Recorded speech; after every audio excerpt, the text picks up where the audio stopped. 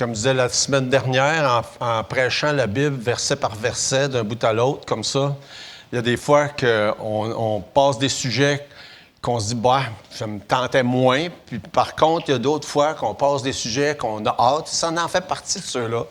J'aime beaucoup Luc, chapitre 16, et particulièrement cette partie-là, où on nous parle de cette histoire-là que Jésus raconte de l'homme riche et de Lazare.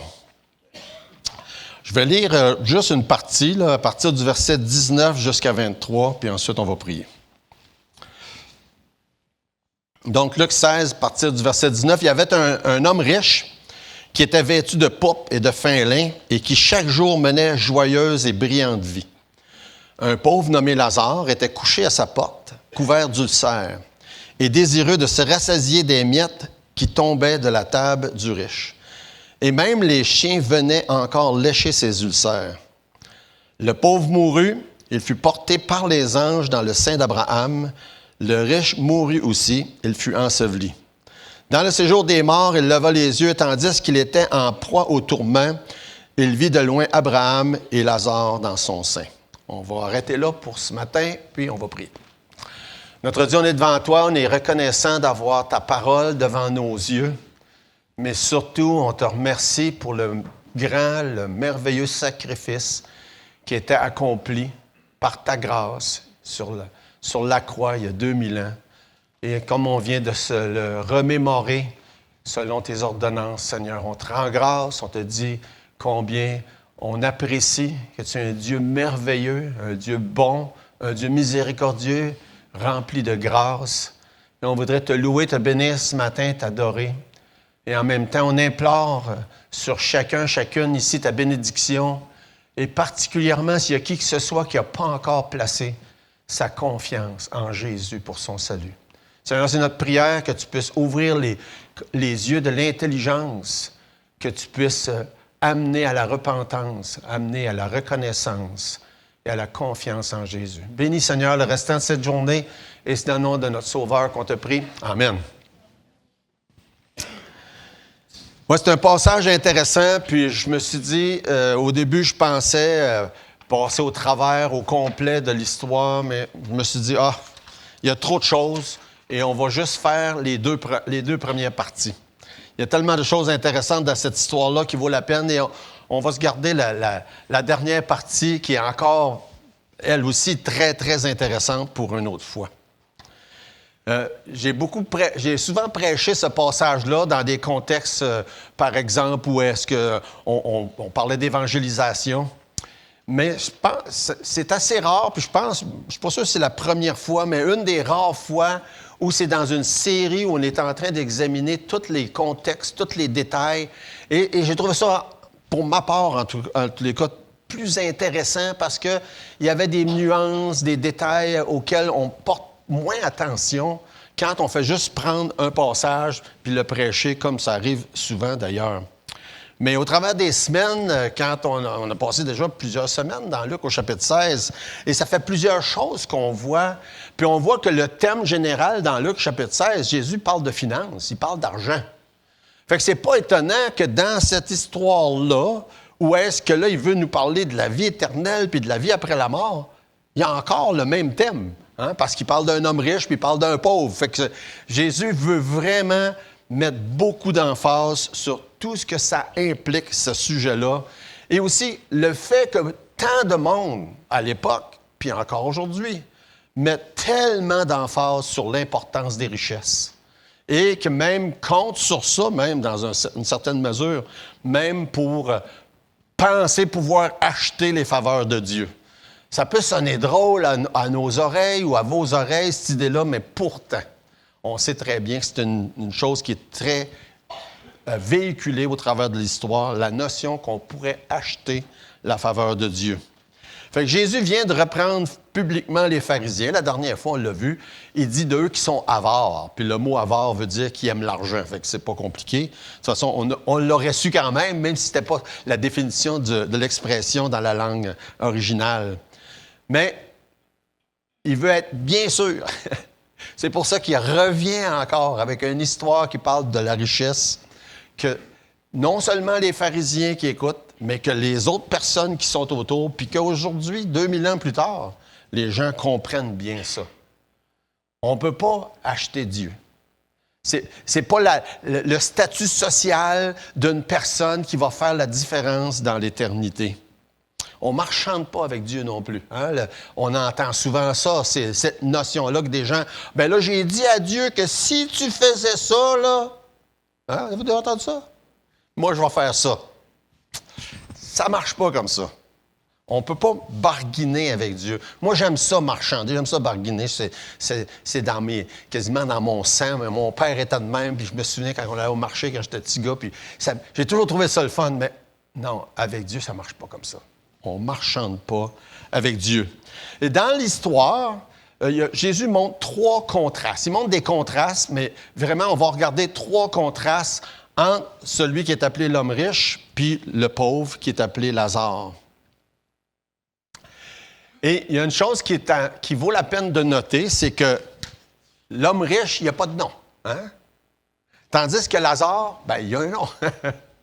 Et d'ailleurs, c'est son nom qui est notre titre ce matin. Hein? Le nom Lazare, c'est un nom qui est dans la langue grecque et basé sur un nom hébreu qui était Éléazar. Puis quand vous voyez dans l'Ancien Testament un nom qui commence avec El, vous savez déjà, vous devriez savoir que le mot El en hébreu, ça veut dire Dieu.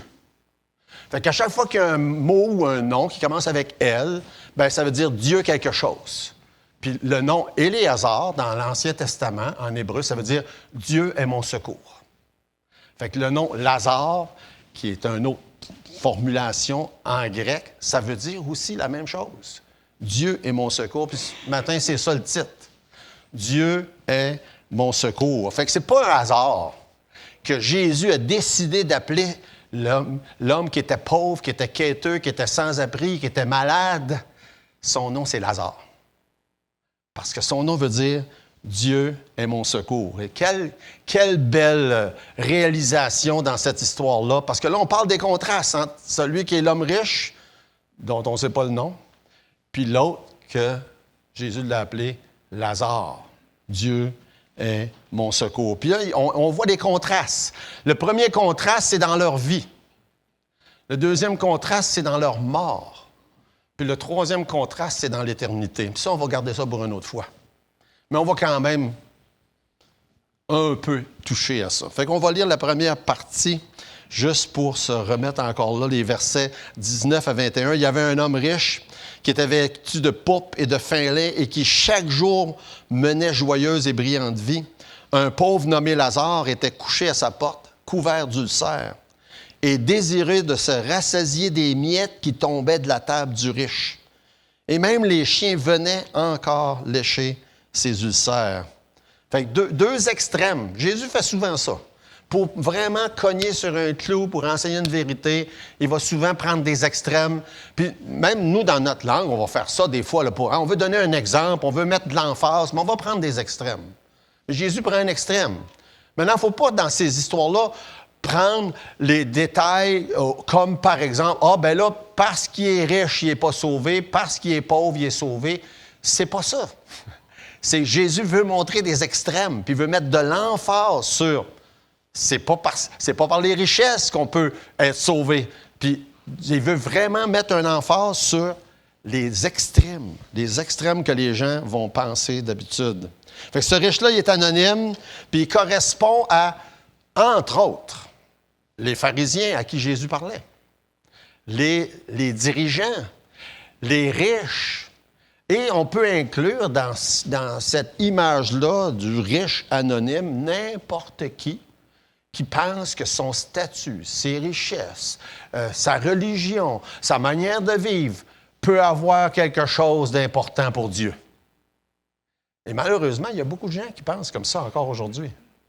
Ils pensent que parce qu'ils sont dans tel groupe, parce qu'ils sont un tel statut, Dieu va les regarder favorablement. Et donc, il y a plusieurs détails qui sont mentionnés au sujet de ce riche-là. Entre autres, le fait qu'il était riche. Deuxièmement, on nous parle de sa manière d'être vêtu. Hein? On pourrait penser qu'à l'époque, la manière d'être vêtu démontre un certain statut social. Mais aussi, ça nous dit, dans la dernière partie là, du verset 19, qu'il menait chaque jour une vie joyeuse et brillante. Puis dans la traduction du Sommeur, ça dit sa vie était un festin chaque jour. Vous pouvez imaginer là, quelqu'un qui vit ce genre de vie-là, que c'est un festin chaque jour. Je sais qu'il y en a quelques-uns dernièrement puis qui sont allés dans les tout inclus en vacances. Là. Moi, je n'ai jamais été dans un tout inclus, là, mais ce que j'entends dire, c'est que c'est un festin chaque jour. Hein? Mais c'est pas comme ça dans notre vie de tous les jours. Hein? C'est en vacances, dans un certain contexte. Mais ça nous dit de cet homme-là, c'était comme ça tous les jours. De la nourriture en abondance, puis ça semble être un air de fête aussi, un festin à chaque jour, bien vêtu, riche, etc., etc. Tandis que le pauvre, Lazare, qui est là, non seulement il est malade, mais il n'y a rien à manger. Il aurait espéré, ça nous dit, manger les miettes de la table de l'autre. C'est quelque chose quand on voit les deux extrêmes que Jésus veut nous faire voir. Infirme, sans abri de ce qu'on peut savoir. Et la seule attention qu'il reçoit, c'est de la part des chiens. Je pense que c'est difficile de trouver plus extrême que ça. Hein? La seule attention qu'il reçoit, c'est de la part des chiens. Et ce qu'il faut réaliser quand on lit cette histoire-là, c'est que Jésus est en train de toucher un point sensible, non seulement de la culture, mais aussi de la religion de l'époque, où les gens pensaient que être riche, c'était une démonstration que Dieu était favorable envers nous. Et donc, dans leur croyance, c'était comme, ben oui, un riche, s'il est riche, c'est parce que Dieu veut qu'il soit riche, puis si Dieu veut qu'il soit riche, c'est parce que Dieu le bénit, puis si Dieu le bénit, bien, c'est sûr que Dieu va le regarder d'une manière favorable. Et pour pouvoir arriver avec cette mentalité-là, les dirigeants religieux de l'époque faisaient ce que beaucoup de dirigeants religieux ont fait, puis font encore aujourd'hui. Ils prenaient des passages hors contexte. Vous avez déjà entendu cette expression-là, hein? On prend un passage qui parle, entre autres, de l'abondance puis de la richesse, puis on l'approprie à notre contexte, puis on fait dire à ce passage-là quelque chose que c'était pas ça que Dieu voulait dire. Puis je vais vous donner quelques exemples. Dans Deutéronome au chapitre 28, si vous voulez regarder dans Deutéronome 28, on va regarder quelques versets. C'est ce qu'ils faisaient à leur époque.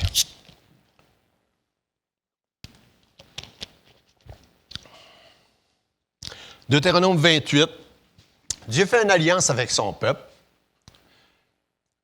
Et puis il dit des choses comme, verset 1, « Si tu obéis à la voix de l'Éternel, ton Dieu, en observant et en mettant en pratique tous ses commandements que je te prescris aujourd'hui, l'Éternel, ton Dieu, te donnera la supériorité sur toutes les nations de la terre. » Verset 3, « Tu seras béni dans la ville, tu seras béni dans les champs. » Verset 4, « Le fruit de ton sol, le fruit de tes entrailles, tout ça va être béni. » Okay? Puis on pourrait continuer, il y a plusieurs versets là, qui détaillent le genre de bénédiction que Dieu promet à son peuple. Mais il y a des choses bien importantes à noter quand on lit ces passages-là, c'est que c'était national et non pas individuel. Ça, c'est important de le noter. Mais en plus, c'était conditionnel. Et Dieu dit à son peuple, si vous obéissez, là, vous allez voir, je vais vous bénir comme vous ne pouvez même pas imaginer. C'était une bénédiction nationale pour le peuple dans son entièreté. Mais quand on lit l'histoire, vous n'avez pas besoin de lire loin dans les 5 premiers livres de la Bible, que le peuple n'a pas obéi comme Dieu leur avait demandé d'obéir. Puis c'est bien spécifié au verset 1 qu'on vient de lire. Il dit, si tu obéis, c'est ça que je vais faire. Puis évidemment, il y a des gens qui prenaient ça hors de contexte puis disaient, bon, moi j'ai obéi à Dieu, donc Dieu va me bénir moi. Avec toutes les sortes de bénédictions qui sont mentionnées dans ce passage-là et dans beaucoup d'autres passages comme ça, où Dieu parle de cette manière-là envers son peuple dans l'Ancien Testament. Mais ça nous dit aussi dans Deutéronome 28, plus tard. Si tu n'obéis pas, regarde qu'est-ce qui va se passer. Hein? Puis là, on sait, quand on lit l'histoire, qu'est-ce qui s'est passé aussi. Tout ce qui est décrit est arrivé. Puis il y a encore d'autres affaires qui ne sont pas encore arrivées. Fait que ces promesses-là étaient nationales et non pas individuelles, puis ils étaient conditionnels, puis le peuple n'a pas obéi. Ce qu'on comprend, si on se transporte dans l'histoire jusqu'à l'époque de Jésus, si le peuple avait obéi comme Dieu leur demandait, il n'y en aurait pas eu de pauvreté dans la nation. Tout le monde aurait été bien à l'aise financièrement. Il n'y aurait pas eu les deux classes dont l'image qu'on nous montre, les riches puis les pauvres. Il n'y aurait pas eu ce pauvre Lazare-là au pied, à la porte où ce que le riche restait, s'il avait obéi. Maintenant, encore là, il y a des gens à cette époque-là qui disaient, ils prenaient ces passages-là, et aussi, surtout, se prétendant juste devant Dieu puis obéissant, ce qui n'était pas le cas en plus. Puis il y avait cette prétention-là. Moi, je suis riche parce que Dieu m'a béni, parce que je suis fidèle et parce que je suis obéissant. Vous savez, cette notion-là existe encore aujourd'hui. Ce qu'on appelle la prédication de la prospérité, que les gens, vous n'avez pas besoin de regarder loin, quand on ouvre, soit sur l'Internet, même dans les télévisions encore aujourd'hui, ces prédicateurs-là qui parlent constamment de ça. Ah ben là, si tu es obéissant, Dieu va te donner ci, puis Dieu va te donner ça, puis c'est épouvantable qu'est-ce qu'ils racontent, même des choses qui dépassent même l'imaginaire. Ils prennent des passages en dehors des contextes pour leur faire dire qu'est-ce qu'ils veulent bien leur faire dire ou leur faire entendre.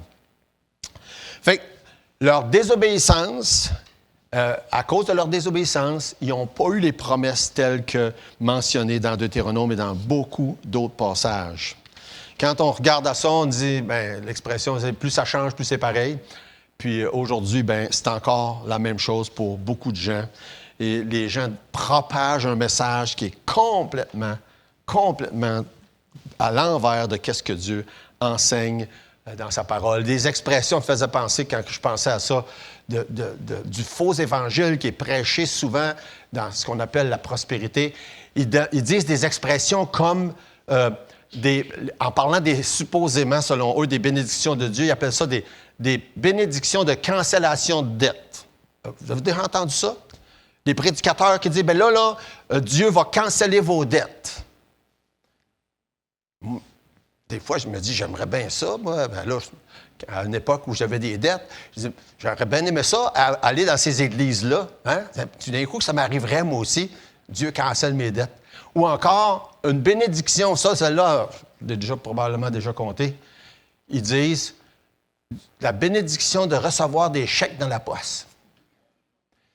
Puis quand j'entends ça, ça me fait toujours un peu sourire parce que je me dis, si je reçois un chèque dans la poste que je ne suis pas supposé, je ne pense pas que ce serait bon que j'aille le changer ou le mettre à la banque parce que si on reçoit des chèques qu'on n'est pas supposé, c'est pas nous autres, tout simplement. Mais c'est le genre de langage que ces faux-là propagent aujourd'hui. Mais il faut juste comprendre que dans la mentalité des pharisiens de l'époque, ils pensaient de cette manière-là. Fait que l'histoire que Jésus raconte, c'est pour ça.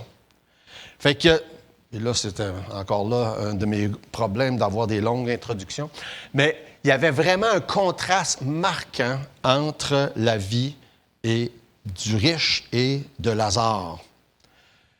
Le riche, il aurait pu, s'il avait été vraiment un homme selon les critères que Dieu demande de bien gérer, de bien administrer ses biens, il aurait pu et il aurait dû prendre soin du pauvre qui était à sa porte.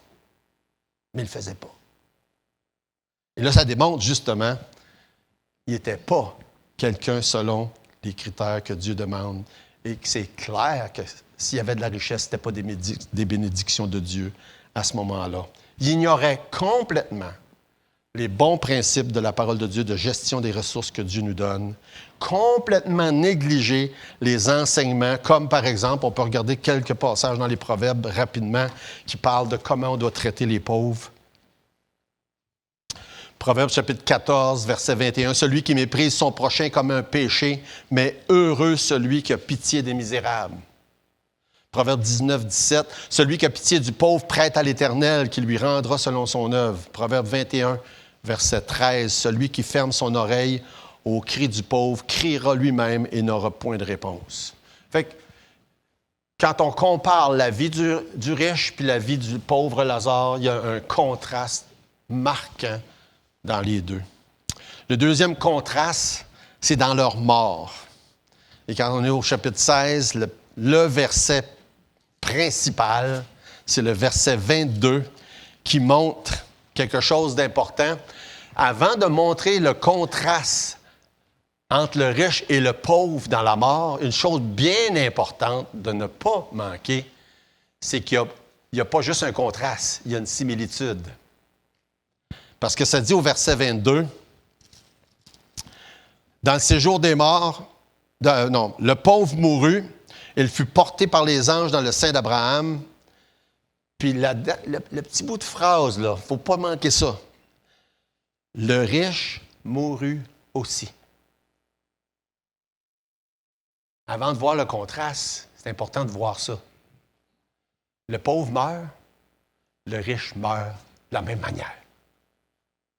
Il n'y en a pas de différence. Il n'y en a pas. La richesse ne fait pas de différence dans la mort. Aucune.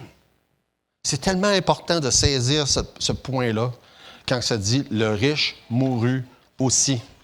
Il y a un prédicateur anglais du 17e siècle, John Donne, qui a prêché son dernier sermon en 1631. Le titre de son dernier sermon, c'était « Le duel de la mort ». Puis il y a une citation qui est devenue célèbre de ce qu'il a mentionné dans ce sermon-là. Très simple. « La mort est le grand égalisateur. Rois et sujets, riches ou pauvres, éduqués ou ignorants, viennent tous du même moule et vont tous se retrouver dans la même condition. La mort est le grand égalisateur. Le pauvre est mort, puis le riche est mort lui aussi. Aucune distinction dans ce sens-là. Il n'y a pas de rang social dans la mort. Il n'y a pas de degré de richesse dans la mort. J'aimerais ça qu'on tourne dans le psaume 49 qui nous donne une très bonne idée de ce que ça veut dire, ça.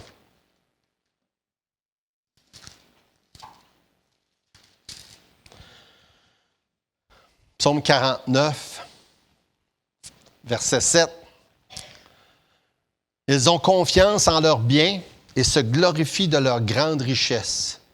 Ils ne peuvent se racheter l'un l'autre, ni donner à Dieu le prix du rachat. Le rachat de leur âme est cher et n'aura jamais lieu. Ils ne vivront pas toujours. Ils n'éviteront pas la vue de la fosse. » Quelle belle réflexion qui correspond à ce que ce prédicateur-là avait fait quand il disait que la mort, c'est le grand égalisateur. Il n'y a pas une personne qui va pouvoir avoir un impact sur sa condition après la mort à cause de sa richesse ou à cause de son statut ou que ce soit d'autre. Il y a beaucoup d'idées différentes sur ce sujet-là. Par exemple, il y a des gens qui pensent, puis ça, je l'ai fait allusion tout à l'heure, qu'à cause d'une certaine richesse, on pourrait acheter la faveur de Dieu. Ceux comme moi d'arrière-plan catholique, on a grandi, on a entendu, on s'est fait... si vous lisez l'histoire, il y a eu l'époque où on a construit les grandes cathédrales qui sont fameuses dans le monde entier, bâties avec l'argent ramassé des indulgences. Un concept tellement farfelu, outrageux, qui faisait croire au monde qu'ils pouvaient acheter la faveur de Dieu après leur mort. Et beaucoup de gens ont vraiment eu confiance en ça. Il y a des millions qui ont été ramassés, puis on a construit les grandes cathédrales au Moyen Âge à cause de ces faussetés-là des indulgences. Mais vous savez, cette notion-là, elle continue. Elle continue. quand on pense qu'aujourd'hui encore, il y a des gens qui pensent que quand quelqu'un meurt, on peut faire quelque chose pour cette personne-là en payant pour une messe. Et, il n'y a pas si longtemps, ça faisait 1 an que ma mère est décédée, puis il y a des gens qui ont payé pour une messe anniversaire. Et cette notion-là vient de l'idée des indulgences. Où est-ce qu'on peut payer? Fait qu'on comprend qu'il y a beaucoup d'idées variées sur ce sujet-là. Il y a des gens qui pensent que lorsqu'ils utilisent leur argent pour faire des bonnes œuvres, que ça va leur donner un statut particulier avec Dieu. Non. Il n'y aura pas de statut particulier avec Dieu parce qu'on a pris de l'argent et qu'on a donné ça à des pauvres, par exemple. C'est tout simplement d'obéir à ce que Dieu nous a dit, ça, de bien traiter ceux qui en ont moins. Ou encore, dans un autre ordre d'idées, il y a des gens qui pensent que il n'y a rien après la mort, fait que mangeons et buvons car demain nous mourrons. Profitons de la vie au maximum. Et ça aussi, c'est une autre philosophie en ce qui a lien avec comment on utilise l'argent qu'on a. Le riche avait tout. Mais quand il est mort, bien, il avait probablement, parce que ça nous dit, il est mort, il y a eu des belles funérailles, il y a probablement, comme c'était la coutume, avait des pleureuses qui étaient engagées, qui sont venues pleurer auprès de sa tombe parce que ça faisait partie des coutumes. Et plus qu'il y en avait, bien, plus que ton statut était bien. Et le pauvre n'avait rien de ça. Absolument rien de ça. Le riche avait probablement une tombe bien décorée, comme ça, il faisait des gravures dans le roc à cette époque-là. Mais lui, il n'y avait rien de ça. Mais il y a un détail qui nous est dit au verset 22, que Lazare avait, que le riche n'avait pas. Il était transporté par les anges dans la présence du Seigneur. Ça me faisait penser, quand Luc parlait tantôt de Blondin, à ça. C'est l'image que j'avais en tête à cause de ce passage-là. Hein? L'idée, qui veut embarquer dans la brouette pour être transporté de l'autre côté des chutes Niagara? C'est la même image. Hein? Qui veut embarquer, qui veut donner sa vie complètement à Jésus pour être transporté par les anges dans sa présence un jour. C'est l'image que je pensais avec cette histoire-là, cette image-là tantôt. Fait que le riche avait tout l'apparat, tandis que le pauvre, ça nous dit, a été transporté dans la présence du Seigneur, parce que l'expression, puis ça, on va l'avoir la prochaine fois, là, le Saint d'Abraham, qu'est-ce que ça signifie? Mais dans la mort, il y avait une grande similitude, mais il y avait aussi une grande différence. L'important, c'est de noter que la mort n'est pas la fin en soi. Et c'est ce qu'on voit dans cette histoire-là. Et qu'on va voir encore plus la prochaine fois, la mort n'est pas une fin en soi. Pour un croyant, la mort, ça veut dire se retrouver dans la présence du Seigneur. Hein, on peut regarder dans 2 Corinthiens, chapitre 5.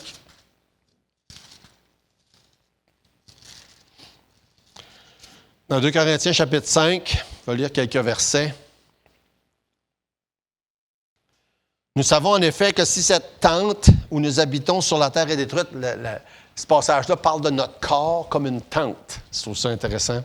Si cette tente où nous habitons sur la terre est détruite, nous avons dans le ciel un édifice qui est l'ouvrage de Dieu, une demeure éternelle qui n'a pas été faite de main d'homme.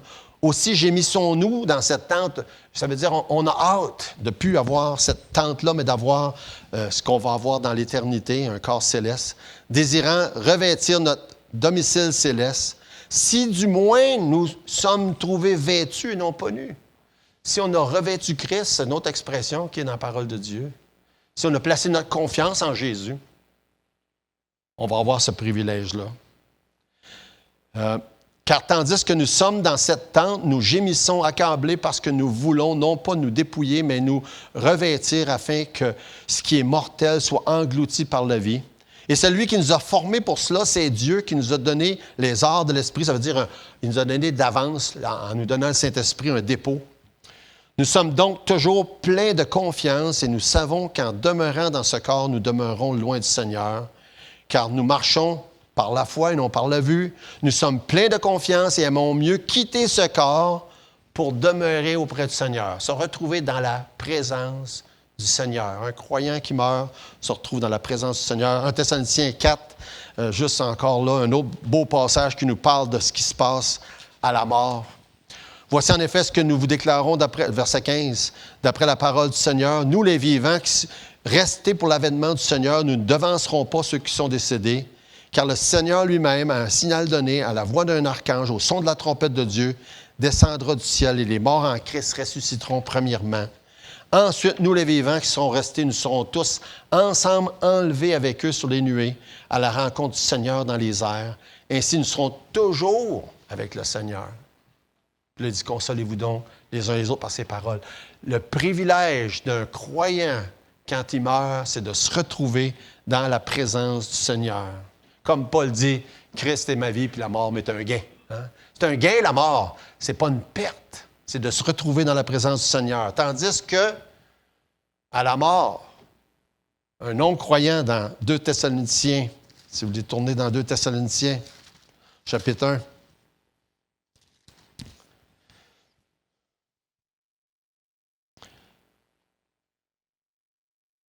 pas un sujet qu'on parle souvent, hein, la mort. Mais pourtant, c'est la réalité à laquelle on devrait tous réfléchir parce qu'on va y faire face.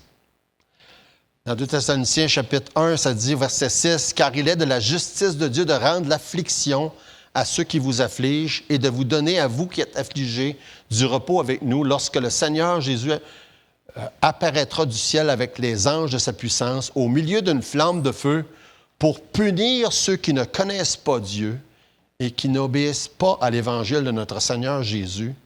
Ils auront pour châtiment une ruine éternelle, loin de la face du Seigneur et de la gloire de sa force. » Toute une différence à la mort entre un croyant et un non-croyant. C'est important de le mentionner, c'est important de le dire, parce qu'il y a beaucoup de gens qui pensent toutes sortes d'autres choses, comme l'idée qu'il ne se passe rien après la mort, par exemple. Mais clairement, à la mort, il y a une différence marquante entre un croyant puis un non-croyant. Puis Jésus présente cette histoire-là en parlant d'un riche versus un pauvre, pas pour montrer que tous les riches sont perdus puis tous les pauvres sont sauvés, mais pour montrer deux extrêmes qui, pour leur culture à eux, avaient développé des fausses notions sur qu'est-ce que ça voulait dire être riche ou être pauvre. Parce que Dieu, premièrement, il n'est pas intéressé de nous rendre riches. La richesse, ce n'est pas un signe qu'on est en accord avec Dieu. On ne peut pas acheter sa faveur, c'est toutes des choses qu'on a mentionnées tantôt. On ne marchande pas avec Dieu. On ne peut pas profiter de la vie sans se soucier qu'est-ce qui va arriver. Puis la prochaine fois, qu'est-ce qu'on va voir, c'est que quand on est mort, il est trop tard pour changer quoi que ce soit. Et ça, c'est un élément très important. Fait qu'on soit riche ou pauvre, un jour ou l'autre, on va tous mourir. Puis le contraste dans la mort, c'est pas l'idée d'être riche ou pauvre, mais c'est est-ce qu'on est croyant ou est-ce qu'on est non-croyant? Est-ce qu'on a placé sa confiance en Dieu ou bien est-ce qu'on a placé notre confiance dans n'importe quoi d'autre, y incluant nos richesses? Peut-être vous avez déjà entendu la citation célèbre de Benjamin Franklin. Il disait, il y a deux choses certaines dans la vie. Les impôts puis la mort. Ça donne bien, on est pas mal proche du temps des impôts. Je trouve ça drôle parce que quand même, ça fait longtemps, ça. Là. Ça veut dire que les impôts, ça vient de loin. Là. Mais quand c'est les impôts, la différence, c'est qu'on sait quand est-ce que ça s'en vient. Hein? On le sait. Mais la mort, on ne le sait pas. Moi, depuis toujours, j'ai toujours fait mes impôts tout seul. J'ai fait, quand j'étais plus jeune, je prenais le guide, là, puis je suivais le guide, puis je faisais mes impôts. À cette heure, c'est le fun, c'est un logiciel qui me guide. Hein? Pose des questions, puis je réponds. Puis... Mais ça prend un guide pour faire les impôts. Mais ça prend aussi un guide pour savoir qu'est-ce qui va se passer après la mort. Et malheureusement, beaucoup de gens vont prendre le temps de suivre le guide pour faire leurs impôts, mais ne vont pas réaliser l'importance de suivre le guide pour savoir qu'est-ce qui va se passer après la mort. Ce guide-là, il est disponible. Il est entre nos mains. C'est la parole de Dieu. Puis si on ne suit pas le guide, le seul guide, eh bien, on risque d'avoir des grosses surprises le jour où Dieu va décider que notre temps est terminé. Riche ou pauvre, on va tous avoir à faire face à la réalité de la mort un jour. Chacun d'entre nous, à moins qu'on fasse partie des privilégiés que Dieu vient enlever avec son Église. Mais tous, on va devoir faire face à la mort. Est-ce que tu suis le guide? Es-tu prêt? Si je pose la question d'ailleurs, si tu devais mourir aujourd'hui, hein? On est le 1er février 2026. C'est ça, hein? Je ne trompe pas de date, là? Est-ce que tu sais où est-ce que tu vas aller? Es-tu sûr? À 100%.